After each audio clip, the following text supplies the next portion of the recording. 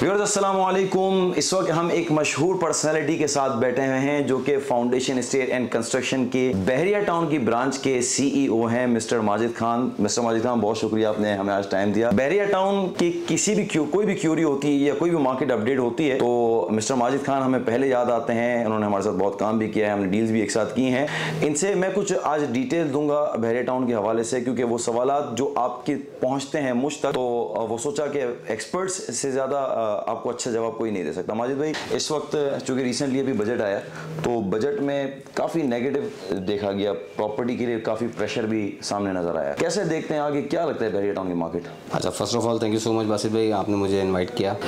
अच्छा, आपका सवाल है कि करंट जो प्रपोज बजट है इस वक्त, उससे मार्केट पे इम्पैक्ट क्या है। अच्छा, मार्केट पे फिलहाल जो इम्पैक्ट है ना वो थोड़ा सा अच्छा नहीं है, पॉजिटिव नहीं है, क्योंकि जब भी कोई नई चीज़ें होने लगती हैं ना तो लोग ठहर जाते हैं। हमारे यहाँ लोग रुक जाते हैं और देखते हैं कि होगा क्या और कैसे होगा, मोहतात हो जाते हैं। और ये एक सही चीज़ भी है, चीज़ों को एनालाइज करते हुए आगे की तरफ बढ़ना चाहिए। अच्छा, जो जिस तरह का बजट है लोग फिलहाल तो मोहतात हैं। अच्छा, ये अप्रूव बजट नहीं है, सिर्फ प्रपोज है, सेनेट ने इसको अप्रूव करना है, जिसमें जो चीज़ें बज़ाहिर गवर्नमेंट ने प्रपोज बजट में दी हैं वो खासा टैक्सेस वगैरह जो स्लैब्स लगाए हैं और जो न्यू टैक्सेस लगाए हैं वो रियल एस्टेट सेक्टर के लिए फ़िलहाल देखा जाए इस पोजीशन के साथ, इस इन्फ्लेशन और इस डॉलर इन्फ्लेशन के साथ, इकॉनमी जिस तरीके से ख़राब हो रही है, पॉलिटिकल सिनेरियो है, इन सब चीज़ों के साथ जो है वो सूट नहीं कर रहा, मैच नहीं हो रहा। उससे बज़ाहिर ये दिख रहा है कि चीज़ें थोड़ी डिस्टर्ब होंगी वक्ती तौर के लिए। लेकिन this is just propose budget. हमारी एसोसिएशन डेफक्लेरिया के बाद आबाद, फिर FPCCI, ये तमाम जो हमारी इस इंडस्ट्री से real estate and construction industry के जो अहदेदारान हैं जो कि नुमाइंदगी करते हैं हुकूमती ऐवानों में बैठ के, ये तमाम लोग जो है गवर्नमेंट लेवल के ऊपर FBR से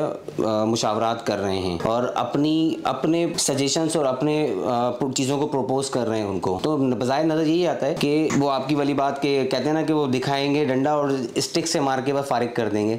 तो होना यही है कि कोई बीच की सेटलमेंट होगी और फिर उसके बाद नज़र होना यही है, उसके बाद भी है कि जब ये सारी चीज़ें इम्पोज हो जाएंगी तो लोग कुछ दिनों में यूज्ड टू हो जाएंगे। जब भी कोई नई चीज़ आती है लोग खामा कहीं घबराए हुए होते हैं और फिर थोड़े दिनों में फिर उसके लिए यूज्ड टू हो जाते हैं। जैसे 2016 के अंदर एडवांस टैक्स लगा, लोग बोले पता नहीं क्या होगा, लेकिन अभी तक मार्केट चल रही है, लोग इसी मार्केट में काम कर रहे हैं, रियल एस्टेट सेक्टर चल रहा है। कई मरतबा ग्राफ अप साइड पे गया, नीचे भी आया इन 5-6 सालों के अंदर, लेकिन कुछ दिनों में लोग यूज्ड टू हो जाते हैं और भूल जाते हैं चीज़ों। नहीं, ये तो बजट आया ना, प्रॉपर्टी का बजट आया, अभी इंडस्ट्री के ऊपर भी 10% टैक्स मारा, इंडस्ट्रीज के ऊपर, दूसरी जगहों के ऊपर, इसका भी इम्पैक्ट बहुत ज़्यादा खासा इम्पैक्ट पड़ा। जो हमारे पास लिमिटेड बायर था, जो पाकिस्तान बाइंग करता था, जो कैश फॉर्म में ज़्यादा करता था, उसकी भी तादाद कम हो गई। हाँ बिल्कुल, ये जो सुपर टैक्स इन्होंने इंडस्ट्री बड़े सेक्टर्स के ऊपर आयद किया है, इससे चीज़ें इफेक्ट तो होंगी, हमारी इकॉनमी पे ये बड़ा फ़र्क आएगा आने वाले दिनों के अंदर। अभी भी है कुछ इंडस्ट्रीज़ हमने देखा भी, ये क्लोज़ होने जा रही हैं, कुछ क्लोज़ हो चुकी हैं और आने वाले दिनों में क्लोज़ होंगी। लेकिन इसके ऊपर भी जो हमारी बिज़नेस कम्युनिटी है, बिजनेस इंडस्ट्रियलिस्ट की, वो भी सरापा एहतजाज हैं, वो लोग भी अपने तौर पर इस पर एफर्ट्स कर रहे हैं, गवर्नमेंट से बात कर रहे हैं। अल्लाह खैर करे, हम तो चाहेंगे कि हमारी चीज़ें रवां दवा रहें लोगों के हक में, मुल्क के हक में। और बज़ाहिर नज़र ये आता है कि इसमें भी सुपर टैक्स के अंदर भी हो सकता है कुछ कमी बेशियाँ हो जाएं, वरना इन दी एंड सर होना यही है कि इन्फ्लेशन का हिस्सा हो जाएगा और लोग कुछ दिनों में यूज्ड टू हो जाएंगे। सुपर हाईवे में बहुत सारी प्रॉपर्टीज़ हैं, जिसमें से ज़्यादा जो डेवलप्ड है वो बहरिया टाउन है और बहरिया ने बड़ा अच्छा काम किया है। इस वक्त बहरिया टाउन की मार्केट बड़ी डिस्टर्ब है। आप क्या रिकमेंड करते हैं, कौन से प्रेसिडेंट इस वक्त इन्वेस्टर को लेने चाहिए या अगर एंड यूज़र भी आते हैं उसको वहाँ जाना चाहिए? अच्छा, बहरिया की मार्केट डिस्टर्ब नहीं है, it's a part of real estate. कभी मार्केट बेहतर होती है, कभी स्लो होती है, दुनिया भर के अंदर इसी तरीके से रियल एस्टेट ट्रेड होते हैं। तो अभी हम देखते हैं तो पिछले 1.5 साल से मार्केट जो है वो मार्केट का ग्राफ अप साइड पे था, प्राइसेस अप्रिशिएट हो रही थी और तकरीबन डिफरेंट प्रोडक्ट्स के ऊपर 100 से 150% तक की पिछले 1 से 1.5 साल के अंदर अप्रिसिएशन हमने देखी। अब जब मार्केट ठहरेगी, जब 150% की सर अप्रिसिएशन होगी तो मार्केट ठहरने पर 5-10-20% टूटना कोई मसला नहीं है। अभी हम देख रहे हैं कि पिछले 3 महीनों के अंदर मार्केट ठहरी, बायर का शॉर्टफॉल होता गया, गवर्नमेंट पॉलिटिकल सिनेरियोज चेंज होते गए, डॉलर इन्फ्लेट करता रहा, फ्यूल प्राइसेस, और फिर ये अब बजटिंग होने लगी।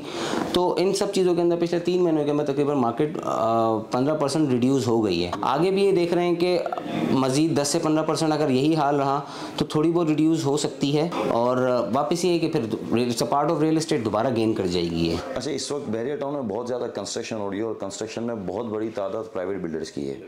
इसमें कई वो बड़ी तादाद है कि जो 2019 से 2020 से मेन डिफेंस की प्रॉपर्टीज़ को बेच के बहरिया टाउन में लेके आए। कई ओवरसीज़ इन्वॉल्व हुए, उन्होंने जॉइंट वेंचर किया बिल्डर्स के साथ, तो वो कंस्ट्रक्शन भी हो रही है। तो उसका इम्पैक्ट आपको लगता है पड़ेगा, क्योंकि बहुत ज़्यादा सप्लाई होती है यूजुअली। अच्छा, हाँ, डेफिनेटली। देखें, रियल एस्टेट के ग्राफ में अगर हम ग्राफ देखते हैं प्राइजेस का अप एंड डाउन का, तो उसकी जो नुमाइंदगी करता है वो ओपन प्लॉट्स, ज़्यादातर ओपन प्लॉट से देखा जा रहा होता है उसको। बज़ाहिर अब आने वाले दिनों में चीज़ें चेंज होगी, कॉस्ट ऑफ कंस्ट्रक्शन बढ़ रही है, तो ये भी बड़ी मैटर करेगी, लेकिन फ़िलहाल अभी तक जो है वो ओपन प्लॉट नुमाइंदगी करता है इसके प्राइजेस की।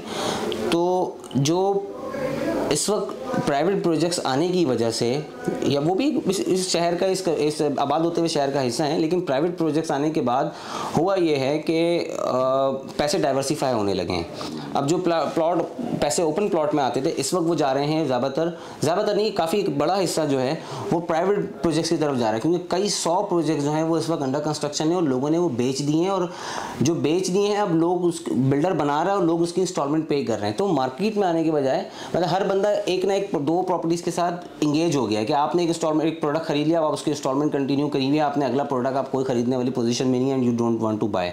तो पैसे भी इस प्राइवेट कंस्ट्रक्शन की वजह से, रियल एस्टेट प्लॉट्स के पैसे भी डाइवर्सिफाई होकर अपार्टमेंट्स के अंदर वो चले गए हैं, क्योंकि बहरिया वो इसलिए लोग ज़्यादातर उस तरफ जाते हैं कि जो प्राइवेट बिल्डर के प्रोजेक्ट्स हैं that is on instalment basis पे, और वाइल कोई भी प्लॉट बहरिया से लेते हैं तो वो हमारा आता है इस वक्त 1 शॉट पेमेंट के ऊपर, अपफ्रंट पूरी पेमेंट करनी होती है। तो पैसे इस वक्त जा रहे हैं प्राइवेट कंस्ट्रक्शन के अंदर इस वक्त तेज़ी के साथ।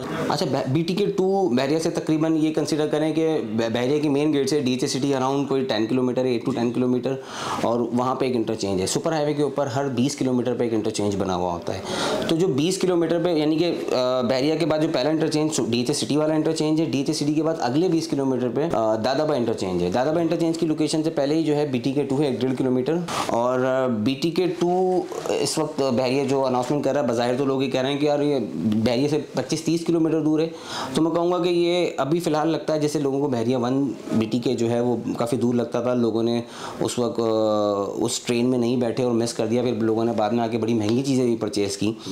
तो आने वाले वक्तों के अंदर ये डिस्टेंस भी सर कम हो जाएगा, और इसका मेन बड़ा रीज़न ये है कि जिस वक्त यहाँ कयूमाबाद से मलिर एक्सप्रेसवे का जो काम स्टार्ट हुआ है, ये 38 किलोमीटर स्ट्रेट एक्सप्रेसवे है जो कि सुपर हाईवे पे जाके लैंड करेगा। तो सुपर हाईवे पे जिस वक्त लैंड करेंगे DHA सिटी के पास होगा, तो DHA सिटी पे जिस वक्त जब लोग उतरेंगे हाईवे के ऊपर, तो लोगों के पास 2 ऑप्शन होंगे।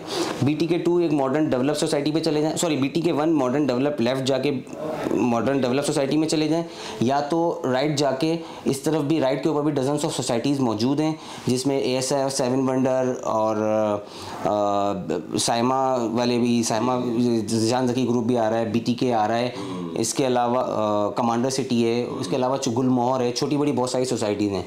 तो ये हाईवे की पिक्चर बड़ी चेंज हो जाएगी आने वाले वक्तों के में। जब इस वक्त लोग उतरेंगे हाईवे पे तो लोगों को ये दूर नहीं लगेगा, ये राइट एंड लेफ्ट का एरिया बड़ा उनको करीब लगेगा शहर से, बड़ा पुरसुकून रीज़नेबल प्राइस के अंदर चीज़ें शहर से बाहर चलेंगे। गवर्नमेंट लेवल के ऊपर भी गवर्नमेंट भी चाहती है कि लोग शहर से बाहर निकलें, ठीक है, इसीलिए government super highway, national highway दोनों तरफ जो है सोसाइटी से एक्सटेंड कर रही है।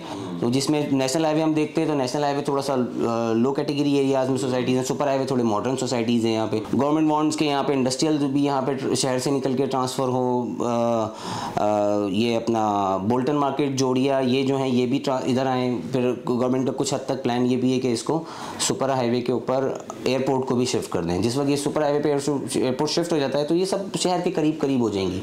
तो आज जिन प्राइजेस के अंदर सुपर हाईवे पर जो चीज़ें मिलती हैं लोगों को, ये बड़े रीजनेबल प्राइजेस के अंदर हैं, और ये अगले 5 से 10 सालों के अंदर और 10 से 15 सालों के अंदर ये सुपर हाईवे की बड़ी पोजीशन चेंज हो जाएगी, प्राइजेस और डेवलपमेंट स्टेटस दोनों। बहरिया टाउन जब शुरू में आया था उसमें कई ऐसी जगह थी कि जहाँ फॉर्म होते थे, फिर फॉर्म के ऊपर सट्टा खेला जाता था। बहरिया टाउन 2 में भी ऐसा हो सकता है? हाँ, बहरिया 2 बज़ाहिर बहरिया की तरफ से ऑफिशियल अनाउंसमेंट कोई नहीं है, लेकिन साइट पर काम हो रहा है। गवर्नमेंट को मास्टर प्लान सबमिट हुआ हुआ फॉर अप्रूवल, और बज़ाहिर नज़र यही आता है कि जो स्पोर्ट्स सिटी पैराडाइज के इफेक्टिव थे कोर्ट के फैसले के बाद, तो बहरिया के बाद लैंड नहीं थी उनको देने के लिए। बहरिया अभी भी अकोमोडेट कर रहा है लोगों को, आहिस्ता आहिस्ता प्लॉट देना शुरू कर दिए इसी में। अब फिर भी मेंबर्स अभी भी बाकी हैं, तो नज़र यही आता है कि बहरिया हो सकता है कि जो इफेक्टिव हैं कुछ को वहाँ जाके एडजस्ट करे, लेकिन वो प्रोजेक्ट थोड़ा बड़ा नज़र आता है मास्टर प्लान के अंदर। लेकिन हो सकता है कि बहरिया फिर उस प्लॉट को, जो बची हुई लैंड होगी, उसको फिर मार्केट वैल्यू के ऊपर सेल करे और इन बुकिंग प्रोसेस है जो भी उनका रिवायती तरीका है। अब रिवायती तरीकों में इनके फॉर्म्स वगैरह का तो एक है ही कि मार्केट कोई भी नया प्रोडक्ट से पहले फॉर्म्स लेते हैं, फॉर्म्स का काम चलाते हैं, हाइप क्रिएट होती है, फिर उसके अंदर मजीद इनपुट आता है। तो ये रिवायती तरीका तो हो सकता है बिल्कुल इसकी। अच्छा, एक और सवाल मैं ऐड करूँगा माजिद भाई, इस वक्त इन्फ्लेशन रेट बहुत ज़्यादा बढ़ गया, पेट्रोलियम प्राइस बढ़ गए, जिसकी वजह से कंस्ट्रक्शन, कॉस्ट ऑफ कंस्ट्रक्शन भी बढ़ गई, सरिया बढ़ गया, सीमेंट के बैग बढ़ गए, इसका इम्पैक्ट क्या आएगा? अच्छा, इसका इम्पैक्ट ये आएगा, देखें जिस वक्त 50 रुपये की सीमेंट का बैग होता था और कुछ 100 रुपये का पर टन जो स्टील होता था, सर घर उस वक्त भी बनते थे, घर आज भी बन रहे हैं। जब ये 500 रुपये का सीमेंट का बैग हुआ, 800 का हुआ, 1000 का हो गया आज, सर इस वक्त भी बन रहा है।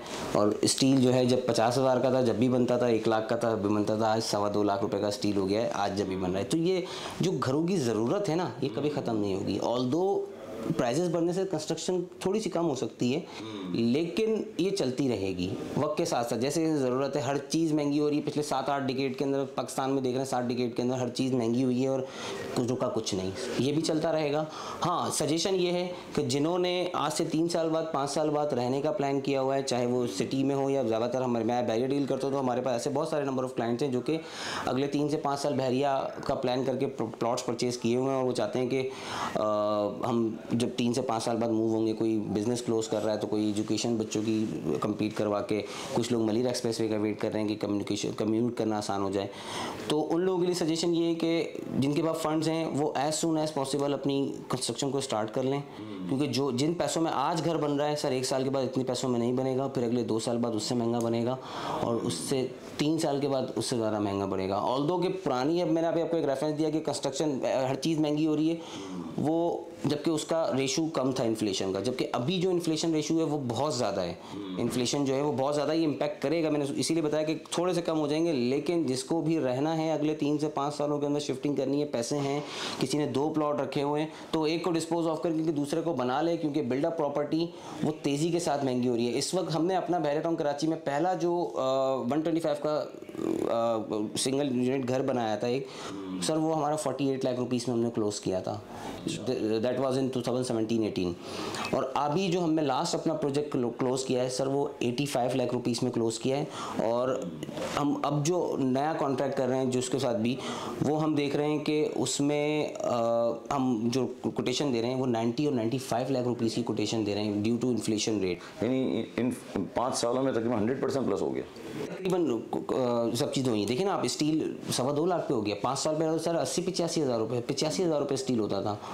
मोर देन 100% इन्फ्लेशन हो गया। सीमेंट का बैग से 500-600 रुपये का होता था और आज जो है वो अराउंड 100% अप्रिशिएशन के बाद जो है 1000 रुपीज़ का हो गया। अच्छा, इसमें एक चीज़ मैं आपको एक चीज़ और ऐड ऑन कर दूँ, this is message for all viewers, कि चाहे वो कॉस्ट ऑफ, चाहे वो आपने अपना घर बनाना हो, कंस्ट्रक्शन करवानी हो, किसी कॉन्ट्रैक्टर के पास जाएं, चाहे वो किसी प्राइवेट बिल्डर के पास आप बुकिंग में अपार्टमेंट लेने के लिए जाएं, इसमें आपने एक चीज़ का बड़ा ख्याल रखना है, जो शख्स आपको सस्ते रेट में चीज़ बना के दे रहा है या सस्ते रेट में आपसे बुकिंग कर रहा है, उससे आपने थोड़ा सा मोहतात रहना है, उसको स्टडी करना है। ये नहीं कि दैट, मैं ये नहीं, हरगिज़ ये नहीं कहूँगा कि वो चोर है या वो भाग जाएगा, लेकिन जिस तरीके से इन्फ्लेशन रेट इस वक्त तेज़ी के साथ कंस्ट्रक्शन इंडस्ट्री में बढ़ रहा है, लोग जिन्होंने बुकिंग्स पुरानी ली हुई हैं, कॉन्ट्रैक्ट्स लिए हुए हैं, वो लोग डिफ़ॉल्ट करने की तरफ तेज़ी से जा रहे हैं। इस वक्त मार्केट के 2 बड़े नाम जो हैं वो डिफ़ॉल्ट कर गए हैं और ऑलमोस्ट भाग चुके हैं लोगों के करोड़ों रुपए लेके।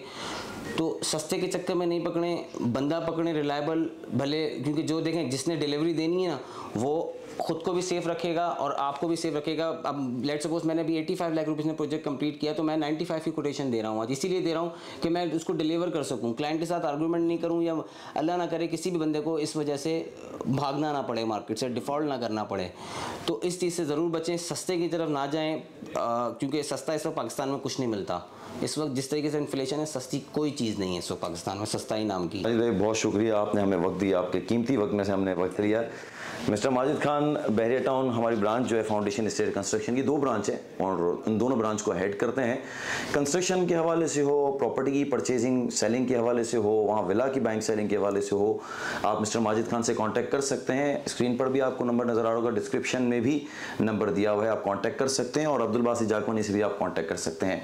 मिलेंगे इंशाल्लाह नई वीडियो में कोई नई अपडेट्स के साथ, कोई मज़ीद ज़बरदस्त इन्फॉर्मेशन के साथ। अपना बहुत ख्याल रखिएगा। अल्लाह हाफ़िज़।